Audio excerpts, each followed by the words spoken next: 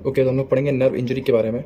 ठीक है, तो नर्व इंजरी के बारे में पढ़ने से पहले हम लोग थोड़ा सा नर्व क्या होती है वो जान लेते हैं। नर्व क्या होती है वो तो हम लोग जानते हैं। नर्व का जो अगर हम लोग वो लें, क्रॉस सेक्शन लें, तो हमें क्या क्या दिखता है वो समझते हैं। देखिए, मान लें एक नर्व है, ठीक, मान लें कोई भी नर्व, मान लें फेशियल नर्व है, उसका मैंने क्या ले लिया, ऐसे क्रॉस सेक्शन ले लिया। ठीक, तो मुझे क्रॉस सेक्शन में कुछ ऐसी चीज़ें दिखेंगी जैसे कि ये जो लाल और नीले रंग से छोटे डॉट हैं, ये हैं ब्लड वेसल्स जो कि नर्व को सप्लाई करती हैं। ठीक, उसके अलावा एक सबसे बाहर की लेयर होती है एपिन्यूरियम। क्या बोलते हैं उसे? एपिन्यूरियम। नर्व की जो आउटर मोस्ट लेयर होती है उसे बोलते हैं एपिन्यूरियम। ठीक, फिर उसके अंदर हमें कुछ दिखेंगे फैसिकल्स। क्या दिखेंगे? फैसिकल्स। देखिए फैसिकल्स क्या होता है? न्यूरॉन्स का गुच्छा। न्यूरॉन्स के गुच्छे को हम लोग बोलते हैं फैसिकल्स। ठीक, तो ये फैसिकल्स हैं और इन फैसिकल्स को लाइन करती है पेरीन्यूरियम। कौन सी लेयर लाइन करती है? पेरीन्यूरियम। ठीक, इनके अंदर मैंने क्या कहा था, ये फैसिकल्स क्या होते हैं? न्यूरॉन्स के गुच्छे होते हैं। तो ये आए उनके अंदर न्यूरॉन्स। न्यूरॉन्स कैसे भी हो सकते हैं, माइलिनेटेड भी हो सकते हैं और नॉन माइलिनेटेड भी हो सकते हैं। ठीक, अब ये जो एक्सॉन्स होते हैं, सॉरी न्यूरॉन्स होते हैं, इनको जो ऊपर एक लेयर लाई करती है वो होती है एंडोन्यूरियम। ठीक, एपिन्यूरियम, पेरीन्यूरियम, एंडोन्यूरियम। आई होप समझ में आया हो। नर्व का टीएस लिया, ब्लड वेसल्स दिखी, और जो नर्व की सबसे आउटर मोस्ट लेयर थी वो थी एपिन्यूरियम। उसके अंदर एक्सॉन्स के बहुत सारे गुच्छे थे। एक गुच्छे को लाइन करती है पेरीन्यूरियम और एक न्यूरॉन को लाइन करती है एंडोन्यूरियम। ठीक, और वो जो गुच्छा था उसमें न्यूरॉन्स माइलिनेटेड भी हो सकते हैं और नॉन माइलिनेटेड भी हो सकते हैं। ठीक है, इतनी बात समझ में आती है। अब आगे बढ़ते हैं, हम लोग अब पढ़ेंगे नर्व इंजरी के बारे में। ठीक, नर्व इंजरी हम लोग का टॉपिक था इस वीडियो का, जो इससे पहले पढ़ाया था। अभी ये टीएस होता बस ज्ञान के लिए पढ़ाया था। अब देखें, आते हैं नर्व इंजरी पे। देखिए, नर्व इंजरी 3 टाइप की हो सकती है। न्यूरोपेक्सिया, ठीक, इसके अलावा एक्सोनोटेमेसिस और न्यूरोटेमेसिस। तो 3 टाइप की होती हैं। सबसे पहले हम लोग पढ़ेंगे न्यूरोपेक्सिया के बारे में। अब ध्यान से देखें इसमें क्या होता है। देखें इसमें, ये देखें पहले ये डायग्राम समझे। ये क्या है? एक न्यूरॉन है, ये माइलिन शीथ है। ठीक, और ये ऊपर क्या है? एंडोन्यूरियम है। ऊपर क्या है? एंडोन्यूरियम। ठीक, देखिए न्यूरोपेक्सिया इंजरी में क्या होता है, न्यूरॉन डैमेज नहीं होता, मतलब उसमें ऐसे कोई स्ट्रक्चरल डैमेजेस नहीं होते हैं। होता क्या है, कभी कभी की प्रेशर तुमने बहुत किसी नर्व पे डाल दिया, ठीक, प्रेशर, तो उस प्रेशर की वजह से ये एंडोन्यूरियम हो गई प्रेस, और उसने दबा दिया किसको? माइलिन शीथ को। ऐसे आ गई, दब गई, और उसने माइलिन शीथ को क्या कर दिया? दबा दिया। तो कुछ टाइम के लिए कंडक्शन ब्लॉक हो जाता है। कुछ टाइम के लिए कंडक्शन क्या होता है? ब्लॉक हो जाता है। लेकिन देखो, इसमें कुछ तोड़ा फोड़ी नहीं हुई, कुछ टूटा फूटा नहीं, बस प्रेशर कभी थोड़ा सा ज्यादा हो गया, उसकी वजह से एंडोन्यूरियम दब गई, उसने इसको दबा दिया, माइलिन शीथ को, और थोड़ी देर के लिए कंडक्शन ब्लॉक हो गया। ठीक, देखो एंडोन्यूरियम इंटैक्ट है। ठीक, अच्छा, जब बहुत देर तक न्यूरॉन सिग्नल नहीं जाते हैं ना, तो हल्का फुल्का माइल्ड, वेरी माइल्ड डीमाइलिनेशन देखने को मिलता है। मतलब ये जो माइलिन शीथ होती है ये हल्की फुल्की डीजनरेट करती है, हल्की फुल्की, आप ना के बराबर मान सकते हो। ठीक, तो देखो एंडोन्यूरियम इंटैक्ट है, माइल्ड डीमाइलिनेशन। एक्सॉन, ये देखो एक्सॉन भी इंटैक्ट है, कुछ टूटा फूटा है ही नहीं, एक्सॉन भी इंटैक्ट है। माइल्ड कंडक्शन ब्लॉक होता है, थोड़ी देर के लिए सेंसरी और मोटर लॉस हो जाता है एरिया में, जो भी वो नर्व सप्लाई करती है। ठीक, जो रिकवरी होती है इसकी वो कंप्लीट होती है। ठीक, रिकवरी जो होती है वो क्या होती है? कंप्लीट, मतलब कुछ देर बाद अपने आप सब कुछ सही हो जाएगा। और ये मैंने वही पॉइंट 2 बार लिख दिया कि माइल्ड कंडक्शन ब्लॉक होता है। ठीक, इसका एग्जांपल होता है वही सैटरडे नाइट पैल्सी या क्रच पैल्सी लोग बोलते हैं कि भाई जो शराबी वराबी होते हैं वो अपना एक हाथ ऐसे चेयर पे रख के, मान लो ये चेयर है तो अपना एक हाथ ऐसे रख के सो गए, तो यहाँ पे नर्व दब गई, रेडियल नर्व, उसकी वजह से जब उठते हैं तो उनको देख के हाथ काम नहीं करता। आपने यार खुद ही फील होगा कि आप कभी रात में सोते हैं और आप अगर एक हाथ पे अपना सर रख के सो गए तो कुछ देर बाद जब उठते हैं आपको लगता है कि हाथ काम नहीं कर रहा है। ठीक है, तो ये बस वही है कि नर्व बस दब गई कुछ देर के लिए। ये था न्यूरोपेक्सिया। अब नेक्स्ट आते हैं हम लोग एक्सोनोटेमेसिस के ऊपर। देखें इसमें क्या होता है, इसमें स्ट्रेचिंग हुई बहुत ज्यादा नर्व की। ठीक है, नर्व की स्ट्रेचिंग हुई तो एंडोन्यूरियम पे कोई फर्क नहीं पड़ा, endoneurium is still intact, but जो एक्सॉन था वो डैमेज हो गया, एक्सॉन था वो ब्रेक कर गया, डैमेज हो गया वो। ठीक, तो देखो एंडोन्यूरियम इज इंटैक्ट, देखो नाम ही एक्सोनोटेमेसिस है। ठीक, नेक्स्ट हम लोग पढ़ेंगे न्यूरोटेमेसिस, उसमें एंडोन्यूरियम डैमेज हो जाएगी। इसका है axonotmesis, endoneurium intact, axon is not intact. ठीक, और एक्सॉन इंटैक्ट नहीं है तो कंडक्शन नहीं हो पाएगा, तो डीमाइलिनेशन थोड़ा बहुत देखने को मिलता है, मॉडरेट डीमाइलिनेशन। ठीक, मॉडरेट कंडक्शन ब्लॉक होता है, मॉडरेट कंडक्शन ब्लॉक होता है। और इस केस में जो रिकवरी होती है वो अच्छी रिकवरी हो जाती है, मतलब आपको डॉक्टर के पास नहीं जाना पड़ेगा, सर्जरी नहीं करनी पड़ेगी, कुछ दिनों के अंदर वो अपने आप रिकवर हो जाएगी, वो नर्व अपने आप रिकवर हो जाएगी, मतलब यूजली 24 घंटे लगते हैं रिकवर होने में। ठीक, तो रिकवरी जो होती है गुड स्पॉन्टेनियस अपने आप हो जाती है, हमें उसके लिए कोई सर्जरी या फिर किसी बाहर डॉक्टर के पास जाने की जरूरत नहीं है। ठीक, इसका एग्जाम्पल होता है फ्रैक्चर या डिसलोकेशन। डिसलोकेशन हो गया या कोई फ्रैक्चर हो गया, तो जो नर्व इंजरी होती है उसके लिए डॉक्टर के पास जाना जरूरी नहीं है। ठीक है, ये नहीं कि डिसलोकेशन हुआ वो घर पे बैठे हैं बोलेंगे अपने आप ठीक हो जाएगा, डिसलोकेशन अपने आप नहीं ठीक होगा, जो उसके से नर्व इंजरी हुई है वो अपने आप ठीक हो जाएगी। समझ रहे हो? ठीक है, ये था एक्सोनोटेमेसिस। अब लास्ट आता है न्यूरोटेमेसिस। देखिए इसमें वही हुआ जिसका डर था। क्या हो गया इसमें भाई साहब एंडोन्यूरियम डैमेज हो जाती है, ब्रेक कर जाती है, डैमेज हो जाती है। ठीक, और ये ऐसा नहीं कि सिर्फ एंडोन्यूरियम, न्यूरोथियोसिस में इसके बियॉन्ड भी चीजें जा सकती हैं। बियॉन्ड चीजें जाएंगी तो पेरीन्यूरियम डैमेज होगी, एपीन्यूरियम डैमेज होगी, और अगर पेरीन्यूरियम और एपीन्यूरियम डैमेज हुई तो समझ लो कि पूरी नर्व गई, फिर तुम्हें वो अपने आप ठीक नहीं हो पाएगी। ठीक है, तुम्हें उसके लिए सर्जरी का ही ऑप्शन बचता है, बस सर्जरी का ही। ठीक, या फिर परमानेंट पैरालिसिस हो जाता है। ठीक, तो ये खतरनाक होता है भाई साहब। इसमें एंडोन्यूरियम नॉट इंटैक्ट, एंडोन्यूरियम बहुत महान काम करती है। हम लोग आगे पढ़ेंगे, जब पढ़ेंगे डीजनरेशन और रीजनरेशन के बारे में, तो ये बहुत महान रोल प्ले करती है, इसीलिए इसका डैमेज होना खतरे की घंटी होता है। ठीक, can extend beyond the layer of endoneurium, मैं बता चुका हूं। एक्सॉन नॉट इंटैक्ट, जब इतना बुरा डैमेज है कि एंडोन्यूरियम भी टूट गई तो एक्सॉन की क्या मजाल, एक्सॉन भी ब्रेक कर जाता है, axon also not intact. Demyelination होता है और वो भी सीवियर वाला डीमाइलिनेशन होता है, बहुत ही सीवियर डीमाइलिनेशन होता है। ठीक, और बहुत पुअर रिकवरी होती है, बैड प्रोग्नोसिस होता है, रिकवरी भी बेकार है, प्रोग्नोसिस भी बेकार है। सर्जरी इज रिक्वायर्ड, सर्जरी की जरूरत पड़ती ही है। और severe conduction block, severe conduction block का मतलब है कि मसल्स पैरालिसिस हो, मतलब मसल्स का पैरालिसिस हो जाएगा समझ लो। ठीक है, और वो पैरालिसिस टेम्पररी नहीं होगा, परमानेंट हो जाएगा अगर तुम जाओगे नहीं डॉक्टर के पास तो सीवियर कंडक्शन ब्लॉक हो जाता है इसमें। ये था न्यूरोटिमेसिस। ठीक, अब हम लोग पढ़ते हैं, डैमेज हो गया, अब पढ़ेंगे डैमेज कंट्रोल कैसे होता है। ठीक, बहुत अच्छी बात है। देखें, पहले मेरी बात को समझें। देखें, जो हम लोग के बॉडी में न्यूरॉन्स होते हैं, ठीक है, उसमें जो सीएनएस में न्यूरॉन्स होते हैं, ठीक, वो कभी भी रीजनरेट नहीं कर सकते खुद को। ठीक, हम लोग बोलते हैं ना कि जितने आदमी न्यूरॉन्स लेके पैदा हुआ है उतने ही लेके मर जाएगा, मतलब उनके अंदर रीजनरेशन कैपेसिटी बहुत कम होती है या नहीं होती है। तो जो सीएनएस के न्यूरॉन्स होते हैं उनमें रीजनरेशन की कैपेसिटी बिल्कुल ना के बराबर होती है। लेकिन जो पीएनएस के होते हैं, पेरिफेरल नर्वस सिस्टम, मतलब नर्व्स वगैरह में जो न्यूरॉन्स होते हैं, इनके अंदर रीजनरेशन कैपेसिटी होती है। ठीक है, तो ये आप अंतर समझें कि अगर सीएनएस में यही चीजें सब हो रही होती स्पाइनल कॉर्ड के लेवल पे या ब्रेन के लेवल, तब फिर कुछ भी नहीं होगा। ये सब हम लोग पढ़ते ही नहीं, जो आप पढ़ने जा रहे हैं, ये सब कुछ नहीं होता, फिर गया कहानी खत्म। ये सब कहाँ पढ़े, पीएनएस में जब नर्व इंजरी होती है तब ये सब होता है, पेरिफेरल नर्वस सिस्टम में। ठीक, बहुत अच्छी बात है। अच्छा, अब डैमेज हुआ था, अब डैमेज कंट्रोल थोड़ा बहुत हम लोग की बॉडी एडजस्ट करने की कोशिश करती है। क्या करती है, बहुत ही मस्त कहानी की तरह समझना, बहुत मजा आएगी, ध्यान से देखो। मान लो यहाँ पे डैमेज हुआ नर्व को, ठीक, तो यहाँ पे डैमेज हुआ, इसके आगे कुछ चेंजेस होते हैं, उन्हें बोलते हैं प्रॉक्सिमल सेगमेंट चेंज, और इसके पीछे कुछ चेंजेस होते हैं, इसे बोलते हैं डिस्टल सेगमेंट चेंज। ठीक, जो पीछे की ओर होते हैं इन्हें बोलते हैं रेट्रोगेट चेंजेस, क्योंकि नर्व इंपल्स ऐसे वो करती है, ट्रेवल करती है।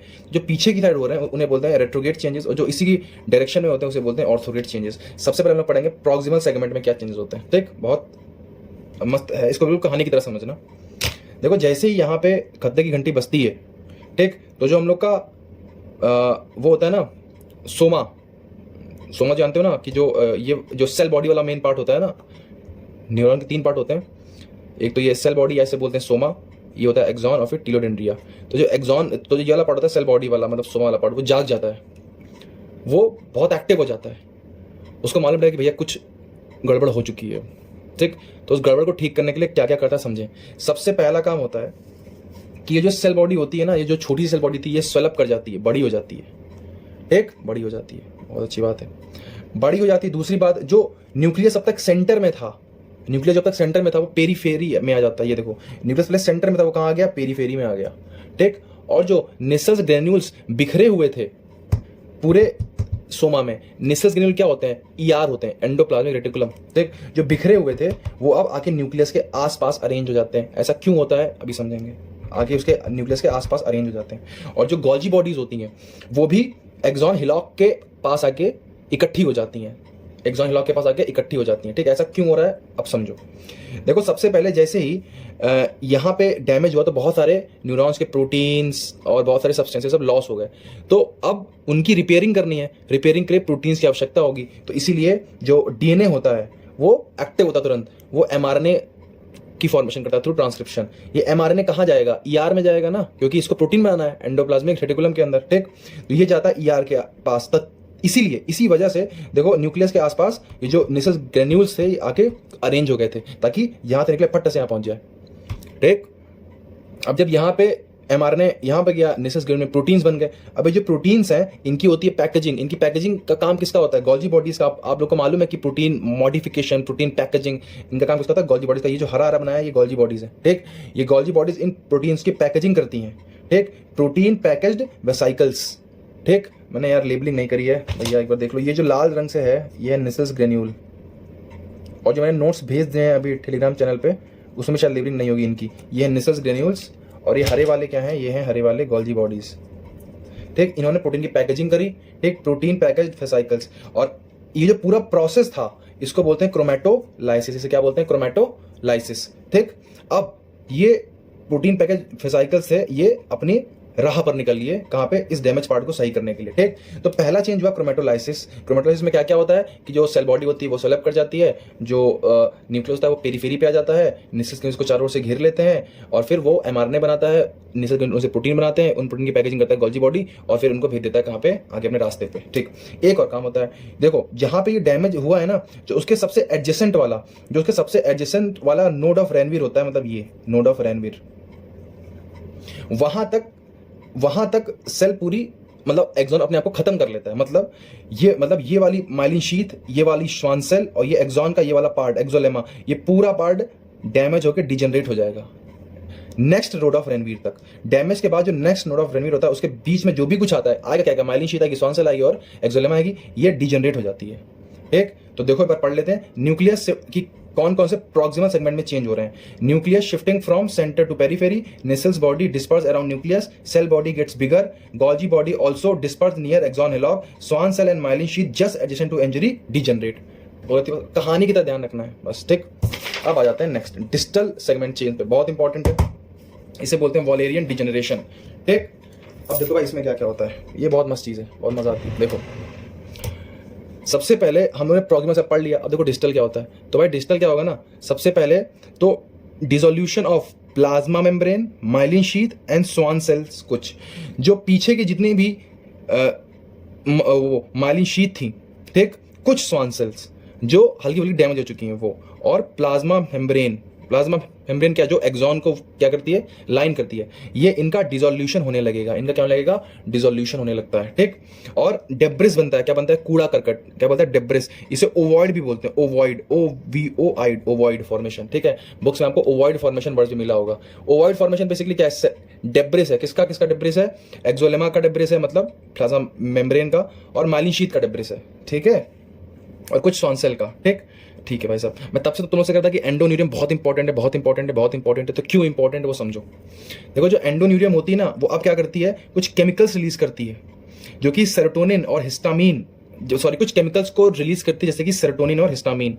बुक्स में आपको सेरोटोनिन की जगह 5-HT दिया होगा, 5-HT, 5-हाइड्रोक्सीट्रिप्टामीन, उसे वो सेरोटोनिन नहीं होता है। ठीक, तो ये कुछ केमिकल्स करती है रिलीज, सेरोटोनिन और हिस्टामीन, और ये मैक्रोफेजेस को अट्रैक्ट करते हैं, और मैक्रोफेजेस आती है और जो सेलुलर डिब्रिस है इसको हटा देती है। समझे, देखो कुछ चोटें ऐसी होती हैं जो फिर से ठीक नहीं हो सकती। फॉर एग्जाम्पल कांच का टूटना, अगर तुम्हारे घर का कांच टूट गया है तो तुम बोलोगे कि नहीं हम कांच को जोड़ देंगे फेविक्विक से, तो वो चुतियापा है। कांच टूट गया तो टूट गया, तुम्हें उसको चेंज ही करना पड़ेगा। तो ऐसे ही जो रेट्रोग्रेड चेंजेस में जितने भी एक्सॉन्स और वो होते हैं उनको हटाना ही पड़ता है। ठीक, वो हटे, डेब्रिस बना, और ये एंडोन्यूरियम ने सेरोटोनिन की हेल्प से और हिस्टामिन की हेल्प से मैक्रोफेज को बुलाया, उन्होंने उस डेब्रिस को हटा दिया। अब वहां पे सिर्फ स्वान सेल से रह गई हैं, क्या है, स्वान सेल से रह गई हैं। ठीक, ये जो मैंने पूरा पढ़ाया था ये था वॉलेरियन डिजेनरेशन। ठीक, अब देखो रीजनरेशन कैसे होता है। देखो ये जो हमारा क्रोमेटोलाइसिस के थ्रू जो प्रोडक्ट बन रहा था, प्रोटीन पैक्ड वेसाइकल्स, वो क्या है, वो एक तरह की मेडिसिन हैं जो कि इस जगह पे जा रही हैं। तो ये मेडिसिन जाएंगी, ये क्या करेंगी, they trigger the formation of axon sprouts from the proximal end. ध्यान रखना, फ्रॉम, ये कहां से निकलते हैं, फ्रॉम द प्रॉक्सिमल एंड। ये क्या करेंगे, स्प्राउट्स का मतलब क्या होता है, पाइप्स। ठीक, तो ये एक्सॉन जो बीच में डिसकंटिन्यूड है यहाँ, ये पहले तो इस एक्सॉन की फॉर्मेशन के लिए कुछ एक्सॉन स्प्राउट्स यहाँ से निकलती हैं, एक्सॉन की पाइप्स प्रॉक्सिमल एंड से, और फाइनली आके डिस्टल एंड पे मीटअप कर जाती हैं। ठीक, और मतलब finally refuse with the distal end,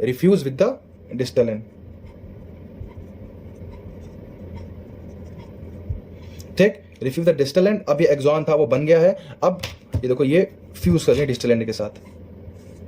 ठीक, और ये जो स्वान सेल्स जो हैं ये क्या करेंगी, ये इनके ऊपर माइलिन शीथ बना देंगी, ये क्या बना देंगी, इनके ऊपर माइलिन शीथ बना देंगी ऐसे, और ये हमारा काम फिर से न्यूरॉन पूरा बन गया, एक्सोलेमा बन गई न्यूरॉन और माइलिन शीथ बन गई, हमारा फिर से पूरा न्यूरॉन रीजनरेट हो गया। देखो यहाँ पर एक और काम है, जैसे कि जो एक्सॉन स्प्राउट्स निकल रहे थे ना, स्प्राउट्स ऐसे जो निकल रहे थे पाइप्स, सोचो अगर एंडोन्यूरियम यहाँ पे ना होती तो ये इसको मान लो यहाँ पे एंडोन्यूरियम एब्सेंट है, इथीरियम में मान लो एब्सेंट है, तो ये यहाँ से निकल के कहीं और जा सकते थे। ठीक है, तो एंडोन्यूरियम और श्वान सेल का एक और काम होता है कि जो एक्सॉन स्प्राउट्स हैं इनको पर्टिकुलर डायरेक्शन देना ताकि जाके सिर्फ डिस्टल एंड में ही फ्यूज करें। ठीक है, सो ये था हम लोग का डिस्टल सेगमेंट चेंज। देखो रिवाइज करें पूरा, उसमें तो कुछ भी नहीं है, हमने बस पढ़ा था नर्व इंजरी। ठीक, एपिन्यूरियम क्या होता है, ठीक, फिर फेसाइकल को जो फेसिकल होते हैं उनको लाइन करती है पेरिन्यूरियम, एक्सॉन को लाइन करती है एंडोन्यूरियम। पहली जो नर्व इंजरी थी वो थी न्यूरोपेक्सिया, इसमें कुछ भी नहीं होता है। ठीक, बस माइल्ड डीमाइलिनेशन होता है, सब कुछ अपने आप से होता है, एग्जांपल सैटर्डे पैल्सी। ठीक, उसके बाद नेक्स्ट क्या था, एक्सोनो हेमेसिस, इसमें एक्सॉन डैमेज होता है, एक्सॉन डैमेज होता है। ठीक, डीमाइलिनेशन मॉडरेट होता है और अपने आप रिकवरी हो जाती है। लास्ट फिर क्या था, न्यूरोटिमेसिस, इसमें क्या गई, एंडोन्यूरियम गई। ठीक, अब एंडोन्यूरियम गई तो उसके से होता है डीमाइलिनेशन सीवियर, रिकवरी बेकार होती है, प्रोग्नोसिस बेकार होती है, सर्जरी रिक्वायर्ड होती है। ठीक, और ये बियॉन्ड एंडोन्यूरियम भी एक्सटेंड कर सकता है। इसका एग्जांपल था अगर तुम किसी नर्व को काट दो, जैसे कि मीडियन नर्व को कोई काट दे, अपना हाथ वाथ काट ले, ठीक है, तो वो होता है। और फिर हम लोगों ने पढ़े थे नर्व इंजरी में प्रॉक्सिमल सेगमेंट चेंज, बिल्कुल कहानी की तरह याद रखो कि जैसे ही यहाँ पे खतरा आता है सेल बॉडी बड़ी हो जाती है, न्यूक्लियस पेरिफेरी में आ जाता है, उसके अराउंड निसस ग्रेन्यूल्स इकट्ठे हो जाते हैं, फिर डीएनए से का होता है ट्रांसक्रिप्शन, उससे बनते हैं एमआरएनए आते हैं निसस ग्रेन्यूल्स में, बनते हैं प्रोटीन, उन प्रोटीन को पैकेज करता है गोल्जी बॉडीज, और क्या बनाता है, प्रोटीन पैकेज फेसाइकल, जो कि जाते हैं ठीक करने के लिए बाकी जो डैमेज्ड पार्ट है। ठीक, और दूसरा एक काम क्या होता था कि जो एडजेसेंट नोड ऑफ रेनवीर है उसके तक सारी की सारी myelin sheath Schwann cell damage वो डिजनरेट हो जाती थी। ठीक, फिर आता था डिस्टल सेगमेंट चेंज में, तो हम लोगों ने पढ़ा था कि क्या होता है, पहले तो ओवॉइड फॉर्मेशन होती है जो माइलिन शीथ होती है और जो प्लाज्मा मेम्ब्रेन होती है, कुछ श्वान सेल होती हैं उनका डेब्रिस बन जाता है, उन डेब्रिस को हटाती है माइक्रोफेजेस जिनको बुलाती हैं एंडोन्यूरियम के थ्रू रिलीज्ड केमिकल सेरोटोनिन और हिस्टामिन। उसके बाद फिर ये जो मेडिसिन थी ये क्या करती हैं, एक्सॉन स्पॉट्स की फॉर्मेशन को इनिशिएट करती है फ्रॉम द प्रॉक्सिमल एंड, वो जाके रिफ्यूज कर जाते हैं फ्रॉम द डिस्टल एंड। हमारे न्यूरॉन्स फिर से अच्छा हो गया, हम फिर से अपने जीवन के बाकी सारे काम करने के लिए सक्षम हो चुके हैं। ठीक है, this was all about now injury, degeneration and regeneration. MCQ के लिए जितना मतलब आपको नॉलेज होनी चाहिए उतनी मैंने दे दी है। Thank you.